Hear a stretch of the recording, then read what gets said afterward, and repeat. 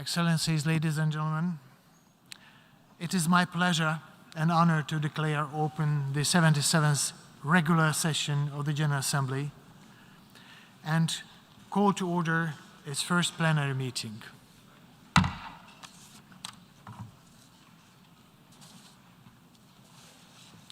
Before proceeding further, I would like to remind members that all meetings participants are encouraged to consider wearing a mask while indoors, including the General Assembly Hall and in conference rooms. Due to the temporary closure of the east side emergency doors, in the event of a fire or an emergency which requires an evacuation, please use the west side emergency doors and the stairway next to the elevator banks. Those in the third and fourth balconies, please use the stairway next to the elevator banks.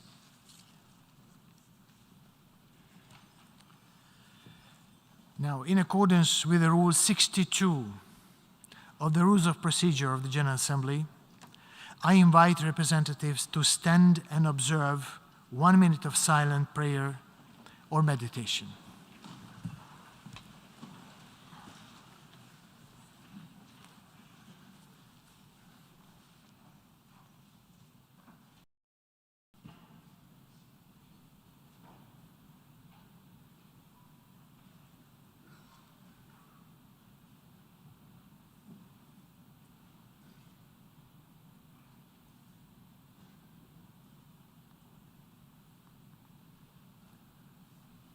Thank you.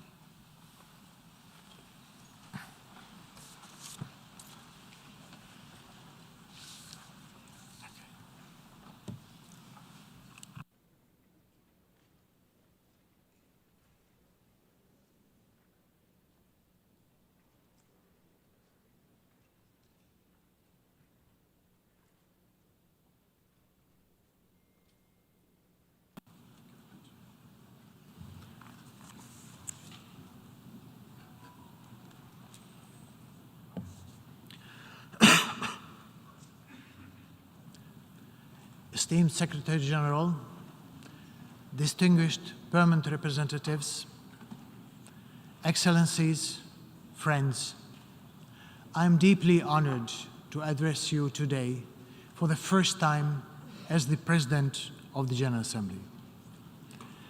When taking the oath of office yesterday, I was reminded of my obligation to discharge my functions in accordance with the Charter of the United Nations.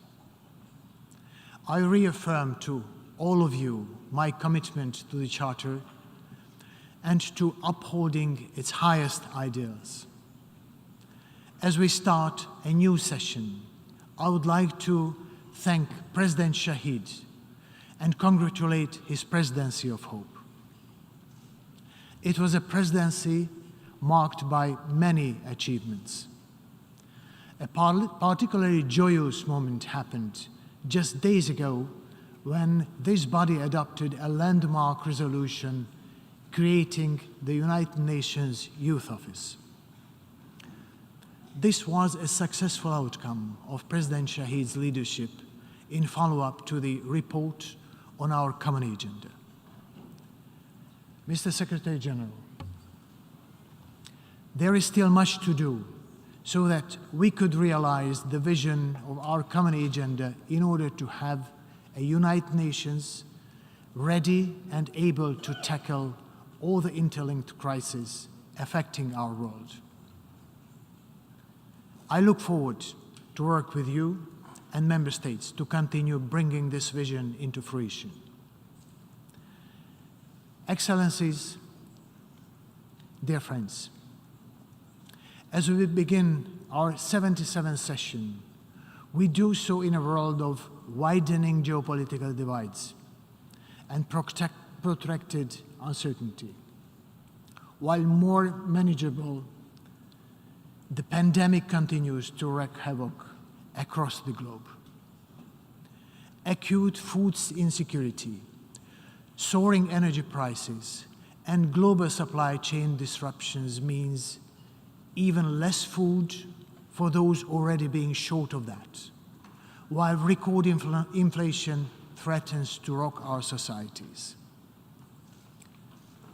Conflict is creating humanitarian upheavals, not seen since the Second World War, and testing the strength of our institutions.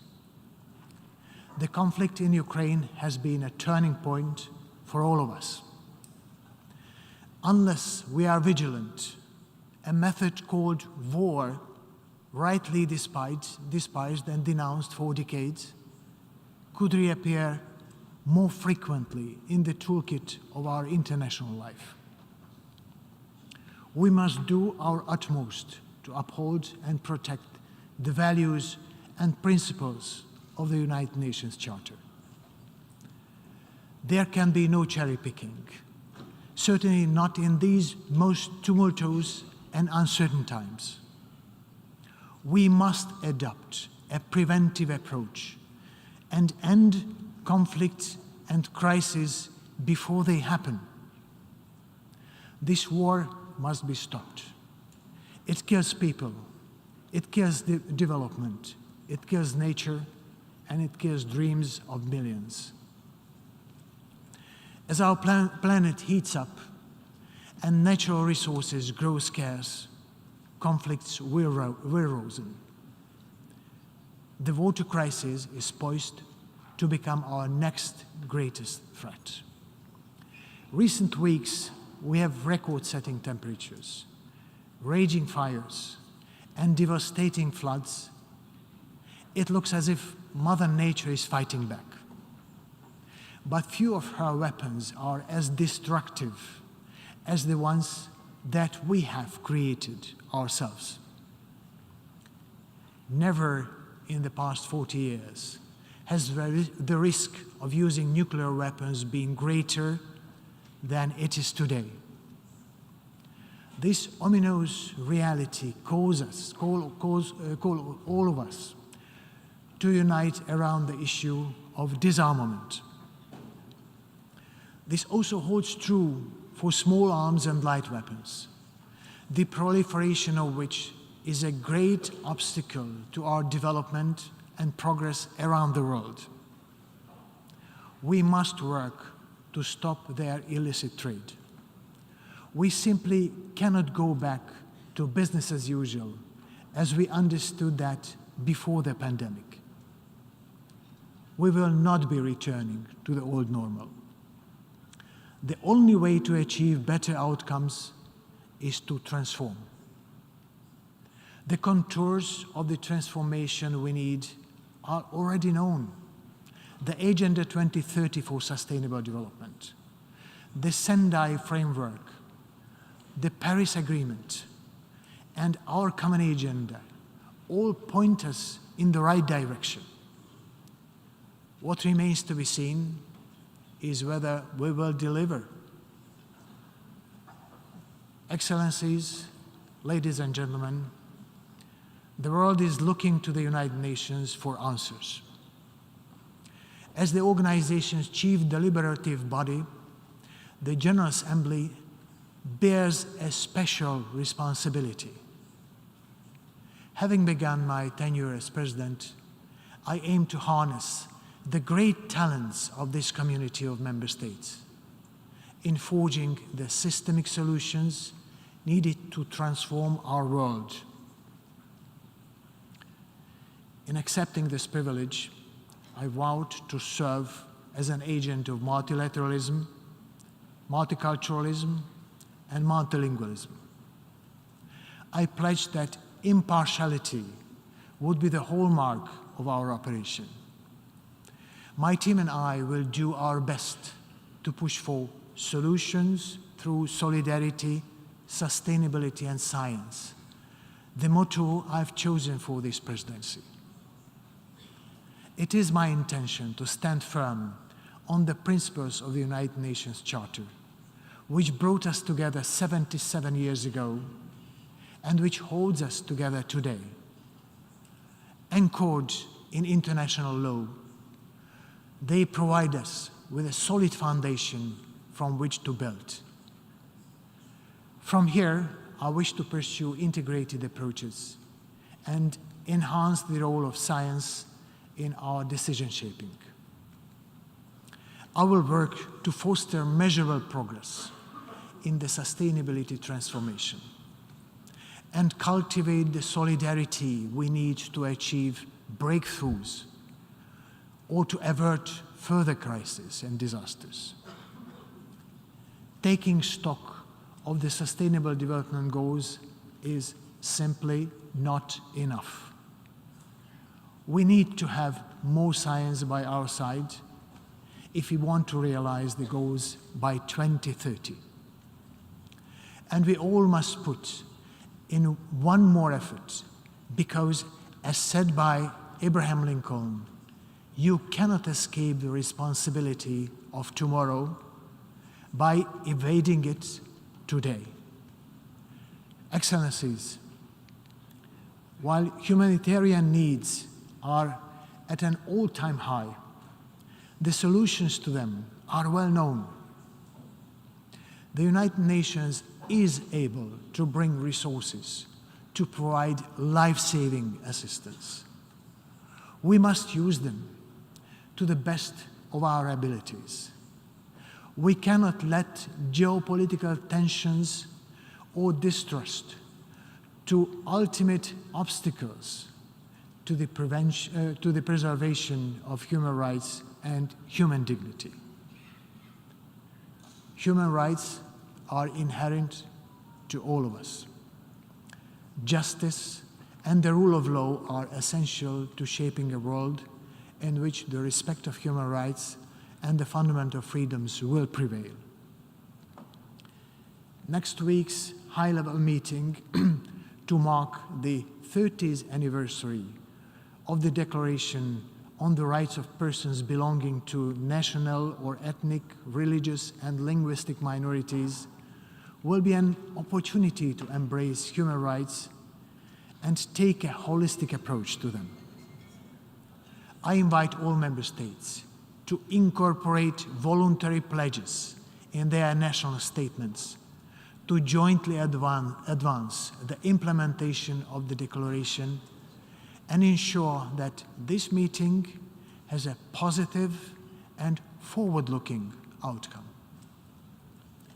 In that realm, I look forward to working in partnership with the Human Rights Council and take this opportunity to congratulate Mr. Volker Türk on his appointment as UN High Commissioner on Human Rights. I will do my utmost to bring our offices in closer communication. Excellencies, throughout my work, I will engage closely with the Security Council, the Economic and Social Council, and other relevant UN bodies. I intend to further the critical revitalization process, as well as pursue the ongoing key reforms led by the Secretary General to make the General Assembly and the United Nations as a whole fit for purpose. But governments do not have a monopoly on good ideas. Listening and learning must transcend these walls. As we deliberate, we must meaningfully engage with our civil society partners, academics, the private sector, enabling researchers and practitioners to lend solutions that are rooted in facts, verified information, and science. Civil societies hold first-hand knowledge, which is critical to the identification and implementation of context-specific solutions. It is vital that we seize this opportunity to be inclusive, ensuring that civil society feels ownership over and belonging in multilateralism. We must also reach out actively to young people, engaging them in what we do so that when they sit in these seats, they could come with better plans and better ideas than we did. My door will always also be open to faith-based organizations. Many ideas of them do overlap with those of the United Nations. I am also reaching out to the private sector and key financial institutions. I intend to work closely with them, listen to their concerns and their ideas, and search for implementable solutions together with them. As COVID-19 restrictions are lifted, this will be the first year since the pandemic. However, due to the saddening pass away of a head of state respected by millions across the globe, the beginning of this high-level week might be affected by coinciding obligations of many leaders. I offer my sincere condolences to the people of the United Kingdom and the member states of the Commonwealth of Nations.